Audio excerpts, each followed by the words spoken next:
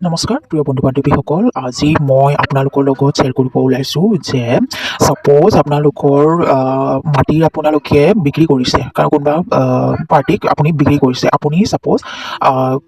Seller হয় আৰু আপুনি চেলাৰ হিচাপে কি বস্তু প্ৰয়োজনীয় হয়, কি বস্তু আপোনালোকে ফ'ল' কৰিব লাগে। চেলাৰ যেতিয়া আপুনি চেল পাৰ্মিশ্যন লয় তেতিয়া কি ডকুমেণ্টছৰ প্ৰয়োজন হয়, আপুনি কেনেকৈ প্ৰচেছ ফ'ল' কৰি আপুনি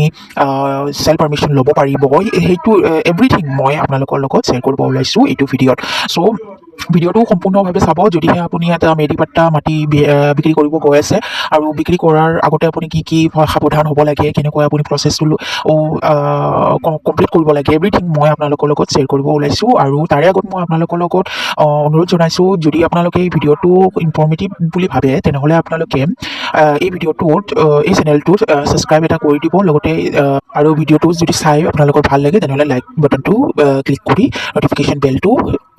বজাই দিব, চ' ডেট ইন ফিউচাৰ যায় আপোনালোকৰ যদি কিবা প্ৰয়োজনীয় ইনফৰ্মেশ্যন লাগে তেনেহ'লে এই ভিডিঅ'ৰ থ্ৰুদি আপোনালোকে কুইকলি নটিফিকেশ্যনটো পাই যায়, যিকোনো ভিডিঅ' যোনটো আপোনালোকৰ কাৰণে প্ৰয়োজন হয়। চ' আপোনালোকৰ লগত মই আজি এই ভিডিঅ'টো ষ্টাৰ্ট কৰিব ওলাইছোঁ আৰু জনাওঁ যে আপোনালোকে যদিহে আপুনি যি মাটি আপুনি বিক্ৰী কৰিব গৈ আছে সেই মাটিটোত আপোনালোকৰ যদি মেৰিপাট্টা মাটি হয় তেনেহ'লে আপুনি যিকোনো এজন পাৰ্চেজাৰৰ আপুনি চেল কৰিব গৈছে, তেতিয়া কি কৰিব লাগে। ছাপ'জ আপুনি 1 কঠা 5 এচা মাটিৰ অনাৰ হয়, আৰু 1 কঠা 5 এচা মাটিৰ আপুনি 1 কঠা আপুনি বিক্ৰী কৰিব গৈ আছে। 1 কঠা যেতিয়া আপুনি বিক্ৰী কৰিব যাব তেতিয়া আপোনাৰ আৰু আপোনাৰ পাৰ্চেজাৰৰ মাজত এটা এগ্ৰিমেণ্ট হ'ব। এগ্ৰিমেণ্টত আপোনালোকে ছাপ'জ যদি যিকোনো এমাউণ্ট আপুনি বিক্ৰী কৰিব, ছাপ'জ 1 কঠা মাটি গুৱাহাটীতো যে গম পাইছে এতিয়া মাটিৰ দাম পূৰা কৰৰত গৈছে। চ' যদি মাটিটোত আপুনি কোনো অসুবিধা নাই, লাইক আপুনি সেই মাটিটোত GMD পাৰ্মিশ্যন লৈ থৈ দিছে, তো কি হ'ব, আপোনালোকে যেতিয়া মাটিটো বিক্ৰী কৰিব যাব তেতিয়া পাৰ্চেজাৰে মানে ধৰক আপুনি আকৌ নতুনকৈ GMD পাৰ্মিশ্যনটো ল'ব নালাগে। GMD পাৰ্মিশ্যন এটা ল'ব লাগে, DC পাৰ্মিশ্যনৰ লগতে GMD পাৰ্মিশ্যন এটাও ল'ব লাগে। যদিহে আপুনি সেই মাটিটোৰ অলৰেডি GMD পাৰ্মিশ্যন লোৱা আছে তেনেহ'লে আপোনালোকে GMD পাৰ্মিশ্যন ল'ব নালাগে, আৰু যদি GMD পাৰ্মিশ্যন নাই তেনেহ'লে আপোনালোকে বিক্ৰী কৰাৰ আগত GMD পাৰ্মিশ্যন এটা ল'ব লাগিব। নহ'লে কি হ'ব, ইন ফিউচাৰ পাৰ্মিশ্যন লোৱাৰ পাছত আপোনাৰ এটা চেল ডিড হ'ব। চেল ডিড হোৱাৰ পাছত সেই চেল ডিডত যেতিয়া DC অফিচত যাব তেতিয়া আপোনালোকৰ সেই চেল ডিডটো প্ৰয়োজন হ'ব। প্ৰয়োজন হোৱাৰ পাছত যদি সেইটো যদি নহয় তেনেহ'লে আপোনাৰ সেই ডিডটো ৰেজিষ্টাৰ নহ'ব। চ' আপোনালোকে সেই GMD পাৰ্মিশ্যনটো লাগিব। লগতে আৰু আপোনালোকক জনাই থৈ দিওঁ যে যেতিয়া আপোনালোকে NOC ওলাব, যেতিয়া পাৰ্মিশ্যন ওলাব মাটি বিক্ৰী কৰাৰ, তেতিয়া আপোনালোকৰ জোন ৱাইজ এটা এমাউণ্ট থাকে। জোন ৱাইজ যোনটো এমাউণ্ট থাকে সেইটো পাৰ্মিশ্যন যেতিয়া আপুনি ফাইল কৰিব তেতিয়াই আপোনালোকে সেই এমাউণ্টটো অনলাইনত আপোনালোকে মেনশ্যন কৰি দিব লাগিব। বাট আপোনালোকক মই জনাই থৈ দিওঁ যে আপুনি জোন ৱাইজ যোনটো এমাউণ্ট থাকে আৰু আপোনালোকৰ যোনটো বিক্ৰী কৰাৰ যোনটো পইচা আপুনি বিক্ৰী কৰিব, সেই বিক্ৰীটো বেলেগো হ'ব পাৰে, নহ'লে আপোনালোকে ছেম এমাউণ্টতো বিক্ৰী কৰিব পাৰে। কাৰণ আপোনালোকৰ জোন ৱাইজ যোনটো এমাউণ্ট হয় সেই জোন ৱাইজ এমাউণ্টটো আপোনালোকৰ মাটিৰ কিমান হয় সেইটো অনলাইন প্ৰচেছত সম্পূৰ্ণভাৱে আহি গৈছে। আজিকালি মানে এনেকুৱা হৈছে, আপোনালোকে যিকোনো মাটি বিক্ৰী কৰিব যাব, 1 কঠা হওক 2 কঠা হওক, যিমান কঠাত যিমান মাটি হয় কিমান পৰিমাণ হ'ব, এভৰিথিং আপোনালোকৰ সেইটো অনলাইন প্ৰচেছিঙত আপোনালোকৰ আহি যায়। বাট এইটো নাভাবিব যে সেই এমাউণ্টটোৱে আপোনালোকৰ ফাইনেল এমাউণ্ট হ'ব। আপোনালোকে বিক্ৰী কৰা এমাউণ্টটো বেলেগো হ'ব পাৰে। আপোনালোকে যোনটো বিক্ৰী কৰিব, যোনটো এমাউণ্টত বিক্ৰী কৰিব ভিতৰুৱাকৈ, সেইটো বেলেগো হ'ব পাৰে। চ' সেইটোৰ কাৰণে কিছুমানে আগতীয়াকৈ এটা এগ্ৰিমেণ্ট বনাই থৈ দিয়ে। সেইটো কিছুমানে ৰেজিষ্টাৰো কৰে, নহ'লে নটাৰী কৰে। সেই ৰেজিষ্টাৰ বা নটাৰী এগ্ৰিমেণ্টত আপোনালোকৰ এমাউণ্টটো লিখা থাকে যে আপোনালোকৰ দুটাৰ মানুহৰ মাজত মানে কিমানখিনি পইচাত মানে লেনদেন হৈছে, কিমানখিনিত আপোনালোকে পইচা দিয়া হৈছে, সেইখিনি এগ্ৰিমেণ্টত মেনশ্যন থাকে। আৰু যদি ছাপ'জ পাৰ্মিশ্যন নোলোৱাৰ আগতে পইচাটো কমপ্লিট কৰা নাই আৰু চেল ডিড হোৱাৰ পাছতেহে সম্পূৰ্ণভাৱে পাৰ্চেজাৰে পইচাটো দিব, নহ'লে আগতে যদি পইচাটো দি থৈ দিছে তেনেহ'লে এগ্ৰিমেণ্টত মেনশ্যন থাকে। এগ্ৰিমেণ্টটো বনালে এইটো সুবিধা হয়, কাৰণ যদি পাৰ্চেজাৰে ইন ফিউচাৰ ক'ৰবাত যদি পলাইও যায় তেনেহ'লে আপোনাৰ সুবিধা হ'ব, আপোনাৰ যোনটো চেলাৰ হয় তেওঁৰ সুবিধা হ'ব যে এগ্ৰিমেণ্ট বনোৱা আছে, তেওঁ এগ্ৰি হৈছে যে এইখিনি সময়লৈ পইচাটো কমপ্লিট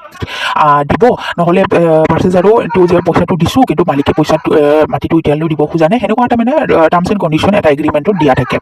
চ' সেইকাৰণে মই আপোনাক জনাই থৈ দিওঁ যে এগ্ৰিমেণ্টটো যদি আপুনি নটাৰীও কৰে ৰেজিষ্ট্ৰেশ্যনো কৰে এটা এগ্ৰিমেণ্ট মাটিৰ পাৰ্মিশ্যন লোৱাৰ আগতে এটা বনাই থৈ দিব তাৰপিছত মাটিৰ যেতিয়া পাৰ্মিশ্যন ল'ব যাব তেতিয়া আপোনালোকে অনলাইন প্ৰচেছিঙত যাব লাগিব অনলাইন ছাইটটোত আপোনালোকে এপ্লাই কৰিব লাগিব মাটিৰ বায়াৰ চেলাৰৰ এভৰিথিং দিব লাগিব যদি মাটিটো যোনে বিক্ৰী কৰি আছে সেইটো তেওঁৰ অনাৰে নিজে বিক্ৰী কৰি আছে যদি তেওঁৰ অনাৰৰ গোটেইখিনি ডিটেইলছ দিব লাগিব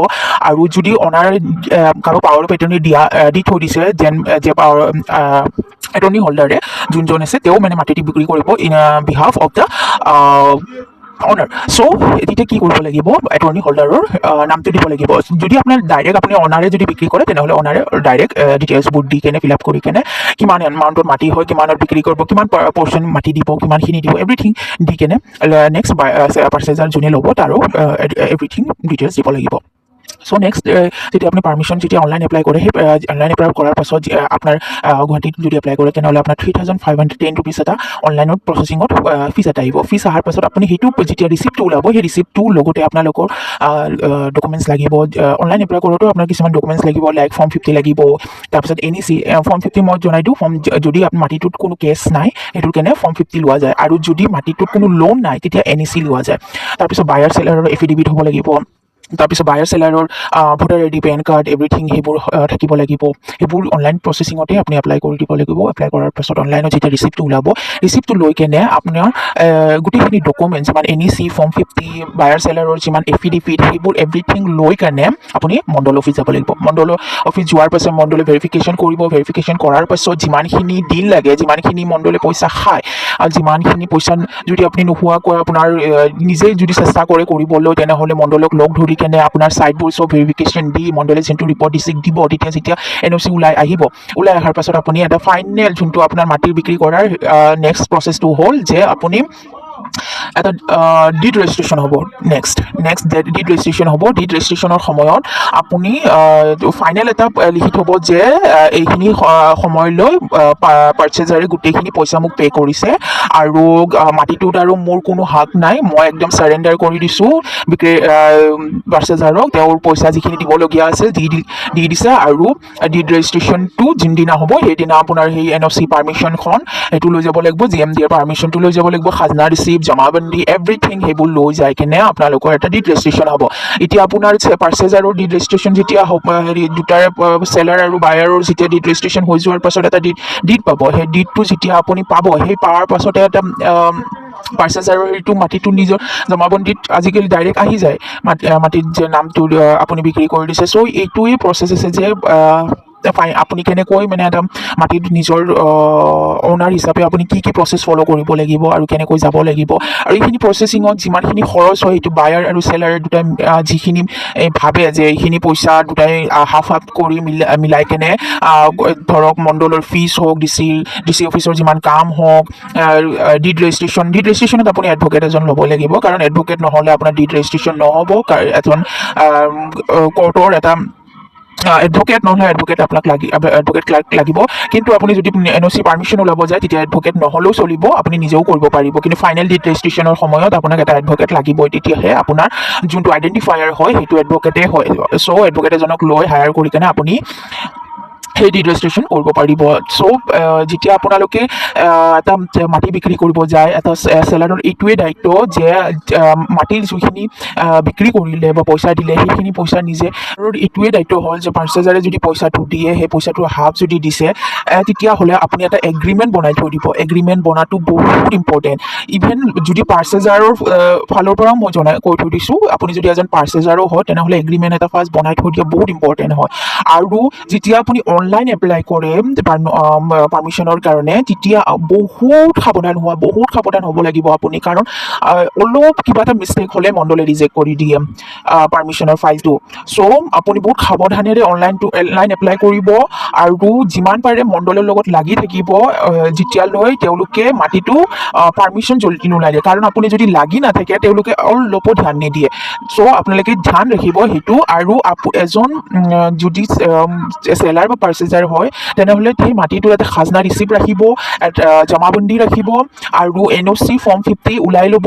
আৰু লগতে যিমান আপোনালোকৰ ID প্ৰুফ আছে সেইটো অথেণ্টিকেলি চব বস্তু দি এফিডেভিটত ভালকৈ যিমানখিনি টাৰ্মছ এণ্ড কণ্ডিশ্যন মেনশ্যন কৰিব লাগে পাৰ্মিশ্যন ওলাবৰ কাৰণে সেইবোৰ এভৰিথিং চাই কেনেহে আপোনালোকে অনলাইন এপ্লাই কৰিব। কাৰণ নহ'লে আপুনি এতিয়া এইটোও কৰিব পাৰে, যেতিয়া আপুনি পাৰ্মিশ্যন ওলাই অনলাইন এপ্লাই কৰাৰ আগতে মণ্ডল এজনৰ লগত লগ কৰি আহিব, তেতিয়া দেখাব ফাইলবোৰ যে এইবোৰ ঠিক আছে নে নাই। কাৰণ তেওঁলোকে এটা বাহানা বিচাৰে যে আপোনালোক ফাইলটো ৰিজেক্ট কৰি দিয়ে। তো এই যোনজন ছাইডৰ আপোনাৰ মণ্ডল হয় সেইজন ছাইডৰ মণ্ডলটোক লগ কৰি কেনে ভালকৈ আপুনি ফাৰ্ষ্টতে জনাই থৈ দিব যে এইটো ডকুমেণ্টছৰ কাৰণে কোনটো কি কৰিব লাগে, কি লিখিব লাগিব এফিডেভিটত। যেতিয়া তেওঁলোকে অ'কে বুলি কৈ দিয়ে তেতিয়া আপুনি অনলাইন এপ্লাই কৰিব। নহ'লে তেওঁলোকে বহুত বেছি মানে ফাইল ৰিজেক্ট কৰে বহুতবাৰ, আৰু তাৰ কাৰণে আপোনালোকে 3,510 ৰুপিজকৈ পাৰ অনলাইন আপুনি মানে পে' কৰিব লাগে। চ' ভাবি চিন্তি আপোনালোকে অনলাইন এপ্লাই কৰিব। আৰু যদি কোনোবা দ্বিতীয় বা কোনোবা অফিচতো যায় তেওঁলোককো ভালকৈ কৰিবলৈ দিব, কাৰণ তেওঁলোকেও কোনো দায়িত্ব নলয় যদিও বা আপোনালোকৰ ফাইলটো ৰিজেক্ট হয়। চ' মই এইটোৱে আপোনালোকক জনালোঁ যে এটা চেল পাৰ্মিশ্যন ওলাবৰ কাৰণে আপুনি মাটি বিক্ৰী কৰিব যাব, আপোনাৰ ফুল প্ৰচেছটো কেতিয়া হ'ব যেতিয়ালৈ আপোনালোকে বিক্ৰী কৰি নিদিয়ে। আৰু মই পাৰ্চেজাৰৰ ফালৰ পৰাও কৈছোঁ যে যেতিয়ালৈ আপোনালোকে মাটিটো নলয় তেতিয়ালৈকে আপোনালোকৰ কি প্ৰচেছ হ'ব এভৰিথিং আপোনালোকে যেতিয়ালৈকে এণ্ড নহয় তেতিয়ালৈকে কি কৰিব লাগিব এভৰিথিং মই আজি আপোনালোকৰ লগত জনাইছোঁ। চ' আপোনালোকৰ কিবা কুৱেশ্যন আছে যদি মোক জনাব ইনবক্সত। Thank you and God bless you all.